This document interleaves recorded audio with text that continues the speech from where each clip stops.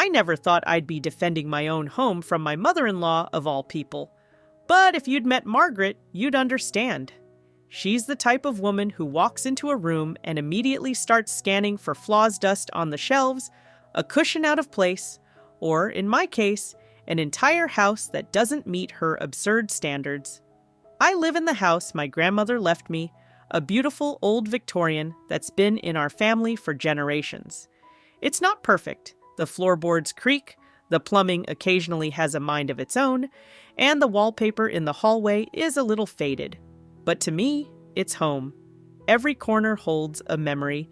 Sunday dinners in the cozy dining room, summers spent reading in the sun-drenched parlor, and Christmas mornings gathered by the grand old fireplace. Margaret, however, sees none of that. The first time she visited, she walked in, sniffed the air like she expected to catch the scent of mildew, and muttered under her breath, "What a filthy shack!" I should have known right then and there that I was in for a battle. From that moment on, my home became her favorite target. "You know," she'd say, swirling her wine glass like she was in some upscale mansion instead of my cozy living room, "this place could be charming with the right touch." Her version of the right touch involved gutting the place and replacing everything with soulless, modern fixtures that looked like they belonged in a furniture catalog. My husband, Tom, always tried to smooth things over, offering weak smiles and murmuring, "Mom, it's not that bad." Not that bad, as if my grandmother's cherished home was a fixer-upper waiting for Margaret's approval. I would seethe silently, biting my tongue as she continued her passive-aggressive tirades. Margaret had a way of making me feel like a failure without actually saying it outright. "A place like this," she'd sigh dramatically, "must take so much work to maintain. I suppose if you're happy here." Her voice would trail off, heavy with judgment. Every time she visited, it felt like an interrogation, her eyes darting around, taking in every flaw, cataloging every imperfection. It wasn't just the house she took issue with, it was me. In her eyes, I was the woman who trapped her precious son in a life beneath him. Margaret had made it very clear from the beginning that Tom should have married someone with ambition, whatever that meant. Apparently, working remotely as a freelance graphic designer didn't count in her book. She never missed an opportunity to remind Tom that he could have done better, subtly implying that my family home, and by extension, me, was holding him back. "If you two ever decide to get serious," she'd say, with a pointed look at the house, "I know a realtor who could find you something better." The worst part? Tom never stood up to her. He'd laugh it off, saying, "You know how Mom is," as if her constant belittling was just part of her charm. And maybe, to him, it was. But to me, it was an endless loop of criticism, wearing me down bit by bit. Despite her snide remarks, I held my ground. My grandmother had left this house to me because she knew I loved it. I had grown up here, learned to bake in the tiny kitchen with its vintage appliances, and watched countless sunsets from the back porch. I wasn't about to let Margaret waltz in and make me feel ashamed of something so precious. Still, she didn't let up. She made it her personal mission to advise us every step of the way, dropping not-so-subtle hints about selling the house and moving into a proper home one she approved of course. "Imagine," she'd say, clutching her pearls like she was starring in some old soap opera, "Tom's colleagues visiting and seeing this." It was exhausting, and if I'm being honest, a part of me started doubting myself. Was I clinging to the past too much? Was the house really as outdated as she made it seem? But then I'd remember the sound of rain tapping against the old stained glass windows, the way the light filtered through the lace curtains in the mornings, and the familiar creak of the staircase I'd climbed since I was a child. No, this wasn't just a house. It was a legacy. Margaret, of course, would never understand that. She lived in a sleek, soulless condo with pristine white walls and furniture that looked like it had never been touched. To her, life was about appearances, how things looked, not how they felt. I was convinced she'd never step foot in my house again unless absolutely necessary. That is, until fate took a turn. Margaret, in all her self-importance, had mismanaged her finances, something she'd never admit to, of course. One day, out of the blue, she called Tom with panic in her voice. I didn't get the full story, but I caught snippets. Foreclosure, temporary solution, and staying with you. And just like that, the woman who had spent years calling my home a filthy shack suddenly wanted to move in rent-free, no less. I wasn't having it. Not this time. It started with a phone call. I was in the kitchen, washing dishes, when I heard Tom's voice from the living room. His tone was cautious, the way it always was when he spoke to his mother. I couldn't make out the words at first, just the usual hum of his uh-huhs and we'll figure it outs. But then, his voice dropped lower, and a knot formed in my stomach. I dried my hands and walked to the doorway, straining to hear more. Mom, I don't know if that's a good idea, Tom said, rubbing his forehead. It's not the best time right now. That was enough for me to piece together the situation. Margaret had finally hit rock bottom. The woman who once prided herself on her impeccable taste and financial prudence had somehow landed herself in enough trouble to come crawling to us, the very people she spent years belittling. My pulse quickened as I leaned against the wall, waiting for the inevitable. And sure enough, Tom sighed deeply and muttered, I'll talk to her. The moment he hung up, I crossed my arms and raised an eyebrow. Talk to me about what exactly? Tom looked up like a kid caught sneaking cookies. Mom, she's in a bit of a rough spot.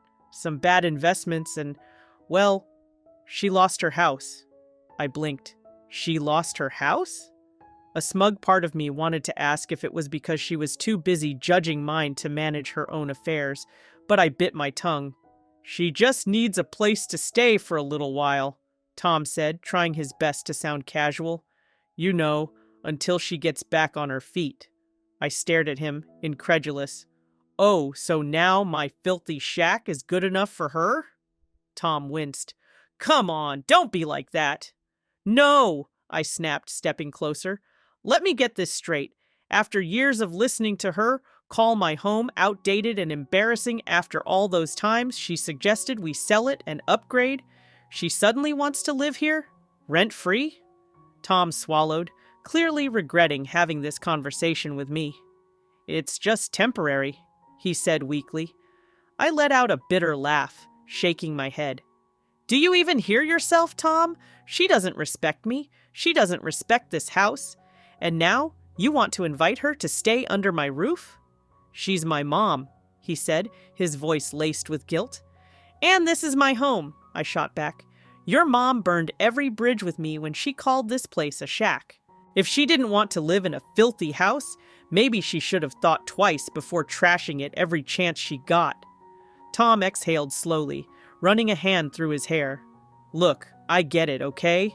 But she's got nowhere else to go. She's desperate. I crossed my arms. No, absolutely not. Tom hesitated, then reached for my hand, his eyes pleading. Babe, she's family. I pulled my hand away, feeling a cold determination settle in my chest. Family doesn't treat people the way she's treated me. The silence stretched between us, heavy and uncomfortable. I could see Tom struggling, torn between his loyalty to his mother and his understanding that I was right. But for once, I wasn't budging. Then, as if on cue, my phone buzzed on the counter. I glanced at it and saw Margaret's name flashing across the screen. I picked it up, took a deep breath, and answered. Hello, Margaret. She didn't bother with pleasantries. So, she said, her voice clipped and dripping, with the usual superiority. I suppose you've heard by now. I'll need to move in immediately. I assume you'll clear out the guest room? I smirked, feeling an almost wicked sense of satisfaction welling up inside me. Actually, Margaret, I don't think this shack is available for you. There was a beat of silence. Then she gasped, sputtering indignantly. What? But I'm sorry, I said, my voice sickly sweet. I thought you'd prefer something more suitable. And with that, I hung up, locking eyes with Tom. He stared at me, stunned. And for the first time in years, I felt like I'd finally taken back control. Tom stared at me, his mouth slightly open, like he couldn't believe I'd actually said no to his mother. I could see the wheels turning in his head, trying to figure out how to salvage the situation without pushing me too far. But I was done being the pushover, and I made that crystal clear when I turned back to the sink and resumed washing dishes, as if our conversation had ended. "You didn't have to say it like that," he finally muttered, rubbing the back of his neck. "Oh, I did," I said without turning around. She needed to hear it. Tom sighed and dropped onto the couch, pulling out his phone. I knew exactly what he was doing. Texting Margaret, trying to smooth things over. I couldn't blame him entirely. After all, she'd spent his whole life training him to think that her needs always came first. But I was done with that game. Not even an hour later, Margaret's retaliation began. It started with a group text to the entire family, me, Tom, his sister, and their cousins. I can't believe I have to say this, but I've fallen on hard times. After everything I've done for my children, I never imagined I'd be turned away in my time of need. Some people have no sense of family loyalty. I rolled my eyes and tossed my phone onto the counter. Classic Margaret playing the victim before anyone even had a chance to get the full story. Not that it mattered. She knew exactly how to spin things to make herself look like the tragic figure and me the villain. "Here we go," I muttered. Tom read the message and looked at me with those sad, conflicted eyes of his. "She's just upset," he said weakly. "She's manipulative, Tom," I snapped, spinning around to face him. "And I'm not falling for it. She insulted me, my home, and now she's acting like she's some helpless old woman with nowhere to go? No." I could see him struggling, wanting to argue but knowing I was right. Before he could say anything, my phone buzzed again. This time it was his sister, Laura. "Seriously, guys? You can't let Mom stay with you for a little while? She's our mother." I let out a bitter laugh and typed back before Tom could protest. "Laura, if Mom's so desperate, why can't she stay with you?" No response. Of course. Margaret had burned bridges with Laura too, but somehow I was the one expected to play savior. Then came the social media posts. Margaret took to Facebook like a moth to a flame, posting cryptic messages that were obviously directed at me. Some people forget where they came from. A real home is built on kindness, not bricks and wood. Within minutes, the comments flooded in. Her friends, distant relatives, and nosy acquaintances all chimed in with sympathy. "Oh, Margaret, you deserve better." Some people just don't appreciate their elders these days. "Come stay with me anytime, sweetheart." I rolled my eyes so hard I thought they might get stuck. "Would you look at this?" I held up my phone to Tom. "She's practically hosting a pity party online." Tom ran a hand down his face. "Babe, just let it go. She's just venting." "No, Tom," I said, crossing my arms. "She's trying to shame me into caving, and it's not going to work." But Margaret wasn't done yet. A few days later, I noticed several of my clients at the coffee shop whispering and giving me those awkward, sympathetic looks. One of them, an older woman named Diane, finally approached me. "I heard about your mother-in-law's situation," she said gently. "You know, my daughter and her husband had their in-laws move in for a while. It's not so bad if you set boundaries." I nearly choked on my latte. "Diane, are you telling me Margaret's been talking about this around town?" She gave me a sheepish smile. "Well, let's just say she's been to the beauty parlor." Of course she had. Margaret didn't just air dirty laundry. She hung it on the town square for everyone to see. By the end of the week, I couldn't step foot outside without running into someone offering me unsolicited advice on family unity and compassion. And still, Tom refused to put his foot down. "I don't want to fight with her," he kept saying, and I kept biting my tongue before I told him what I really thought he was spineless when it came to Margaret. But while Margaret was busy turning our lives into a soap opera, I had a plan of my own. I wasn't going to play the villain in her story. I was going to make sure everyone saw the truth. I gathered every text message, every snide comment she had ever made about my house and me. I even found an old email thread where she suggested Tom sell that eyesore and find something worthy of his career. Then I crafted a carefully worded response on social media. For those concerned about Margaret's housing situation, I'd like to remind everyone that my home has been considered a filthy shack and an embarrassment for years. I'm surprised she's so eager to live in a place she's repeatedly disrespected. But of course, family loyalty only seems to apply when it's convenient. The comments came flooding in. Some people agreed with me, others criticized me for airing dirty laundry, but the best part? Margaret saw it.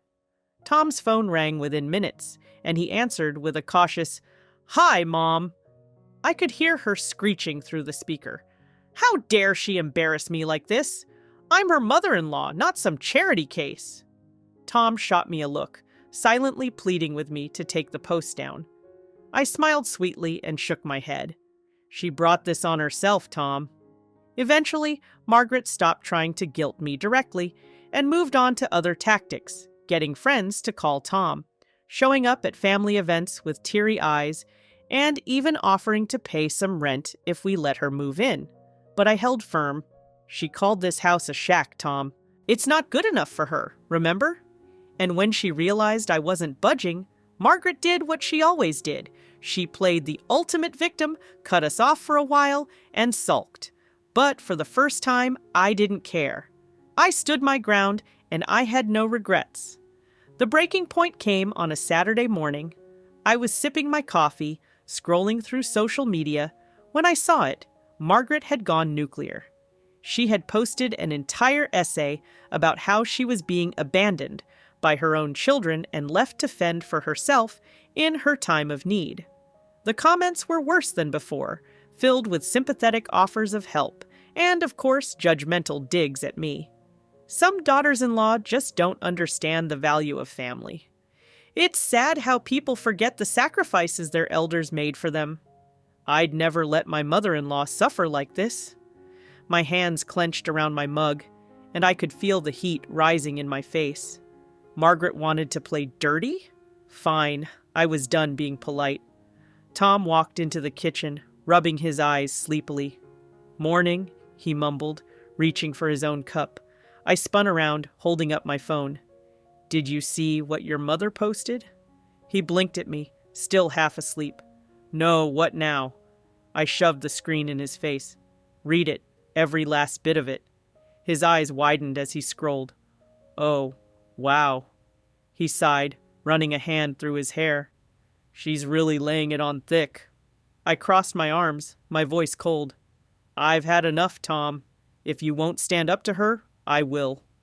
Before he could protest, I grabbed my laptop and sat at the dining table, my fingers flying over the keys.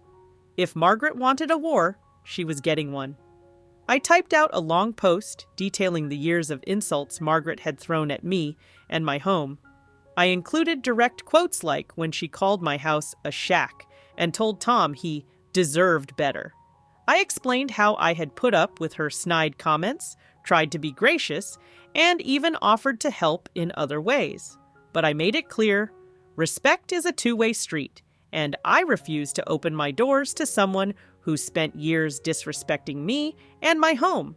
My husband and I have offered alternative solutions, but I will not be bullied into sacrificing my peace of mind. I attached screenshots of her text messages where she had mocked the idea of ever living in my house. My favorite was one from a year ago when she told Laura, "I'd rather sleep in my car than stay in that drafty relic." Well, now she had her chance. I hit post and sat back, exhaling. Tom groaned, "Babe, are you sure about this?" I looked at him, my voice firm. "She's the one who made this public, Tom. I'm just finishing it." The response was instantaneous. Within minutes, my inbox exploded. Friends and even distant relatives messaged me privately, offering their support. "I had no idea she treated you like that," one cousin wrote. "Good for you for standing up for yourself." But the best part? Margaret saw it. Tom's phone buzzed furiously on the counter, and he groaned as he picked it up. "It's her." "Put it on speaker," I said, folding my arms. He hesitated, but did as I asked.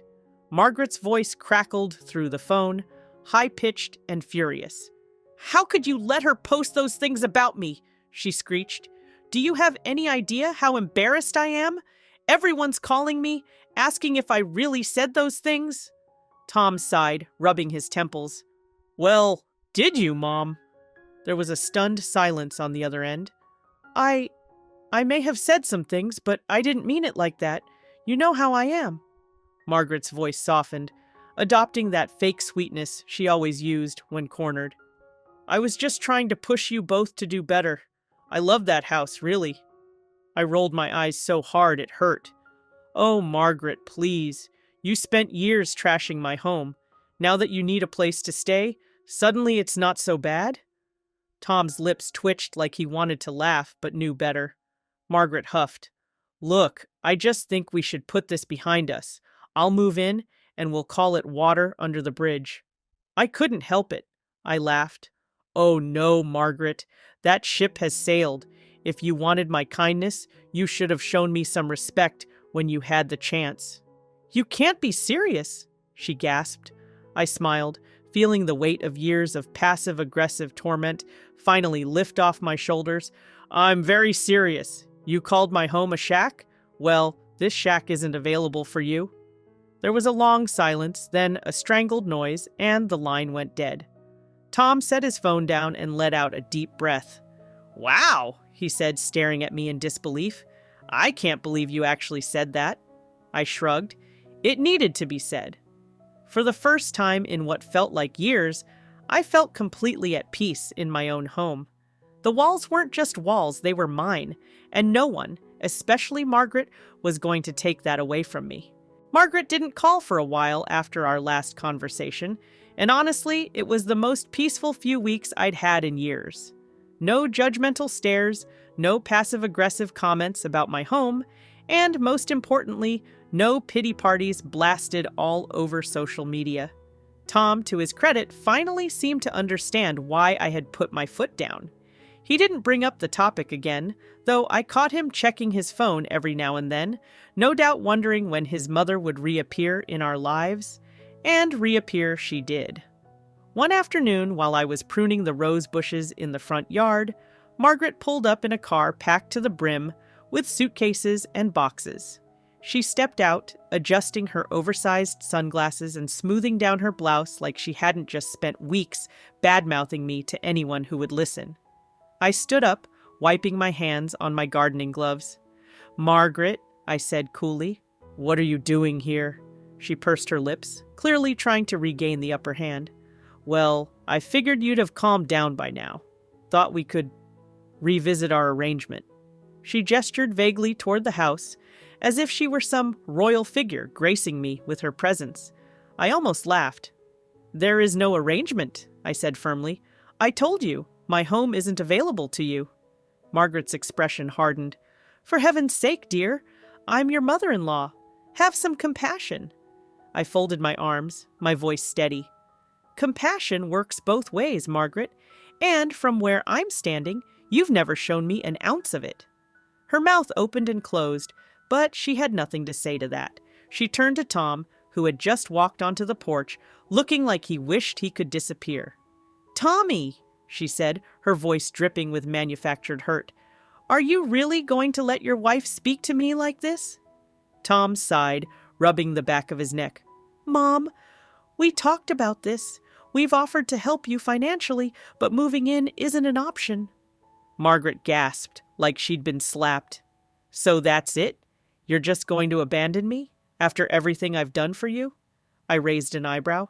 "Everything you've done for us? Like what exactly? Undermining me, insulting my home, and trying to guilt-trip us into making your problems ours?" Tom shot me a nervous glance, but I didn't care. I was done tiptoeing around her feelings.